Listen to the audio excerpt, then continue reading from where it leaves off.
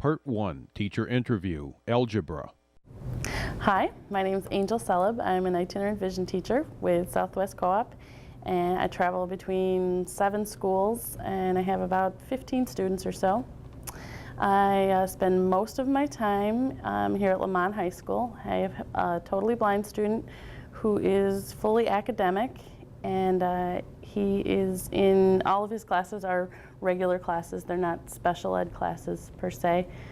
I do, in his algebra class, which is all regular ed students, he is in there every day of the week. We have a block schedule, so classes are usually every other day for most classes. With his algebra class, he has it every day.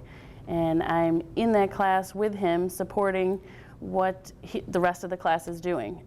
We sit in the back of the room at a small table where I can reiterate what's being put on the board or what other kids might say or things that are being presented. His math teacher does a really good job of trying to verbalize everything she's doing on the board. Every now and then she forgets, so I just kind of try to remind her, or I'm there as a backup for Brandon to remind him and to reteach concepts as we're going along. That way he's not missing out on anything. We're not having to slow down. I really don't cut down his work. He does just as much as everybody else, sometimes even more, because he does have a whole period of vision resource with me every other day, which is an hour. These are hour-and-a-half periods, so we have that time, which I use for not only my vision goals, but also to reteach algebra or any concepts he's missing out on, work on special projects in his other classes, things like that. So that's pretty much it in a nutshell. Can you summarize some of the difficulties Brandon has had with mathematics? What are some of the major challenges? Major challenges in math, I think, would be, especially when we come across visual concepts, there are things like factor boxes, which is a visual thing. It's a graph, a chart, where you're trying to factor out trinomials, binomials, whatever, and you're using a factor box. It's a very visual kind of thing, not necessarily a great tool for a blind kid. Brandon and I have come up with our own system of it, where he just puts them in order on the paper. Say you have an x squared, so you'd have x and x would be the factors of that. So he just puts x comma x, and then the next two factors for the numbers within the equation. That kind of thing. Visual concepts are definitely a challenge. Also, just trying to figure out how to present, well, that's more of my challenge, but just having him grasp what the other kids are getting out of the material. Whether it's something that she's presenting on the board. One huge challenge he has in there is nowadays they're using these graphing calculators, which I never had when I was in school. And they pretty much do everything for the kids. They don't have to think as much. They don't have to do the calculations. They have these things pop up on the screen. They just plug it in and it pops up, and then they write it down on their paper, which I think they're missing out on some basic math skills that those of us who had math earlier on or back in the day, we gained more of that because we didn't have the graphing calculator. So he's missing out on that part of it. Usually during that time in class, we'll spend time just reteaching what's going on or trying to come up with a different method of presenting what's going on. How have you tried to overcome that problem of not having a graphing calculator for him? What have you done? What do you do? I try to use a lot of tactile materials, raised line graph paper if we're graphing an equation. We use that a lot. He uses the calculator function on his Braille Lite whenever he has calculations he needs to do. He discovered the fraction mode without me teaching it to him, so that was a really plus for us both. His Nemeth skills are pretty good, so we use Nemeth code in the Braille. I want him, he uses a Brailler in math class as well, because I want him to get that instant feedback and that the response of his own materials, his own responses are right there in front of him without having to translate, transcribe, that kind of thing. So, what would you say, what do you do when he runs across new math symbols? How do you handle teaching him the name of the code as you're moving along through the class? I keep a cheat sheet with me so I can remember the Nemeth code, and I'll tell him the symbol right then and there, or if he comes across one in a book, he'll usually ask me about it. You know, what is this? He's really good at picking up on that stuff, so I don't have to remind him too many times. So, in a nutshell, when he sees a symbol he doesn't recognize, he asks you, let him know what it is, or look it up, or however, explain it to him. Is that correct? Yes, I also have an ink print copy of the book in front of me.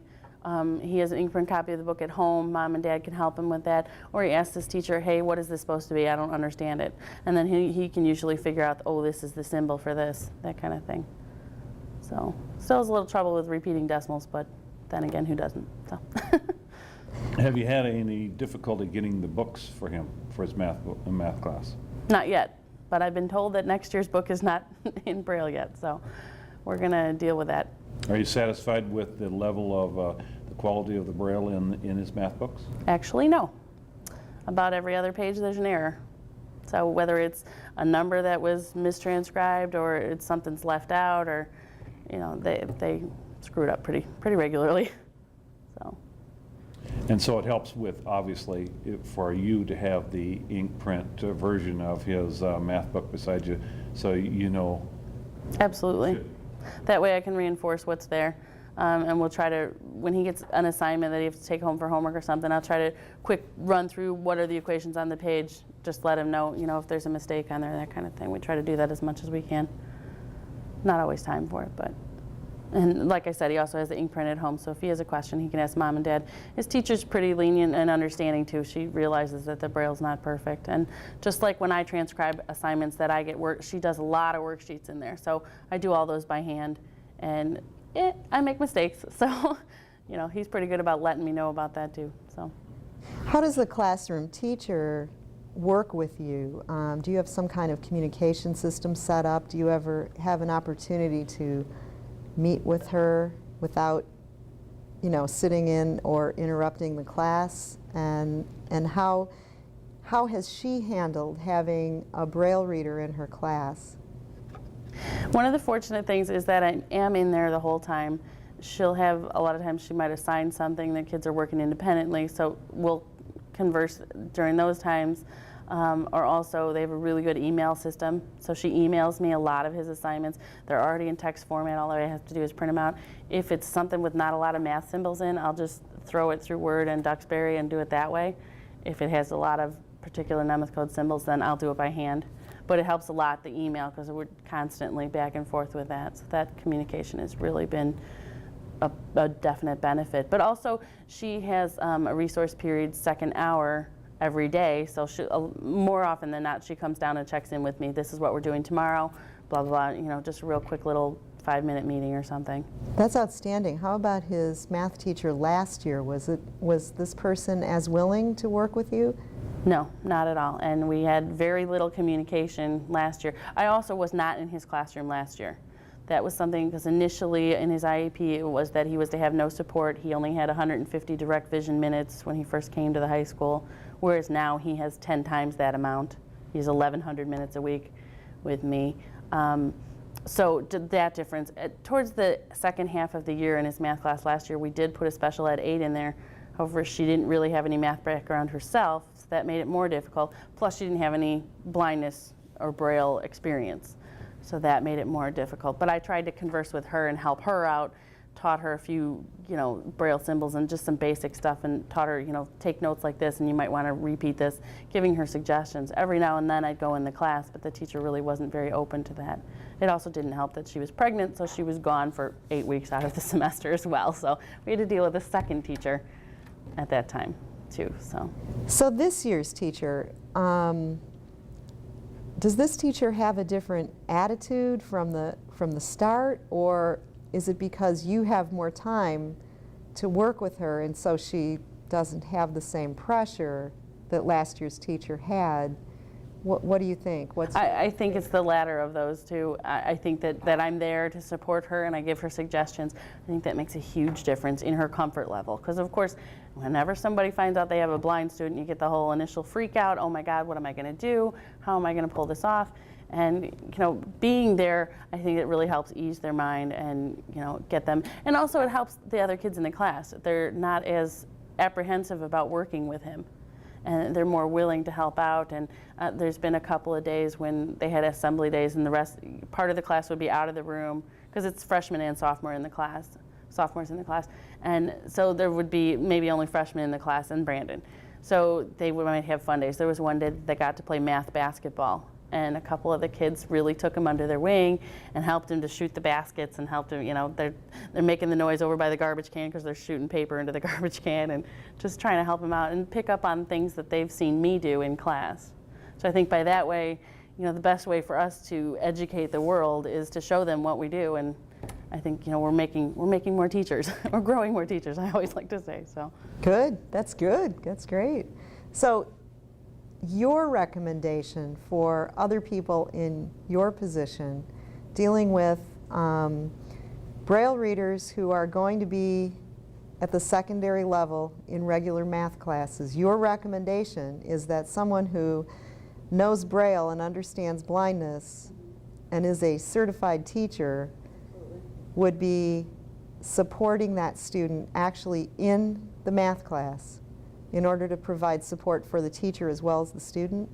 Yes. So, Angel, you're aware that most vision teachers do not have a background in math, and virtually no general education math teachers have a background in blindness or Braille. Right. Do you have any advice for the typical vision teacher in this situation? Make friends with the math teacher. Make nice with the math teacher, along with all the other school personnel, of course, but definitely try to keep up on what's going on in class. Plan ahead a little bit, check out what you're doing ahead of time if you don't understand something. And it never hurts to have the answer key next to you. So if you can get the answers to the problems ahead of time, it makes it easier to figure out as you're going along. And how do you make friends with the math teacher? Being a good support and just trying to remind her and give her pointers on, you want to verbalize this, that kind of stuff. This is how we're going to present it to the kid. Just being a really good support to the math teacher in his or her pursuit to educate the blind student. So mostly it's all about support, and even if you don't know how to do something, knowing where to go to get the answers, or finding somebody else to ask. It wasn't unusual that I could email CAP and say, what's the symbol for this, that kind of thing. So knowing where your resources are really helps. Do you ever work with any other students in the class or do anything to help this teacher out with other situations in the classroom, or do you I have helped out other students if they might be doing board work, and in which case Brandon and I are sitting right next to the board. So I usually have 2 or 3 kids standing right next to me, and I'll help them work through their problems if they need help. And they know that they can come to me if they have a question. They do a lot of group work, so I'm right there within the group working on the things and trying to show them how to work with Brandon as well as helping them through the problems. Sometimes it doesn't. I've given them a wrong answer once or twice, but they're pretty lighthearted about it, and they are okay with that. What kind of contact did you have with this teacher before classes actually started last fall? I provided an in-service, as I did to all of his teachers, and just in how the whole Braille transcription thing was going to go, and depending on the class, because there's some classes he doesn't need any support at all, and he doesn't use his Brailler in. For instance, like his English class, he doesn't need a Brailler in there. He can do it all on his Braille Lite. He does up his assignments in there and then comes down to my office during Vision Resource, prints them out, turns them in all on his own.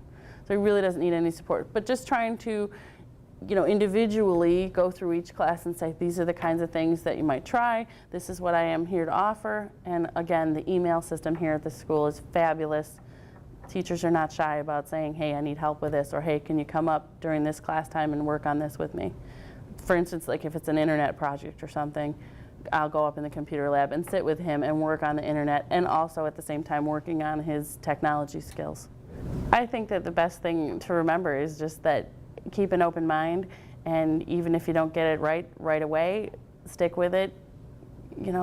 Pursuit. It's all about pursuit and just going for it. And these kids can do this stuff if you give them the opportunity.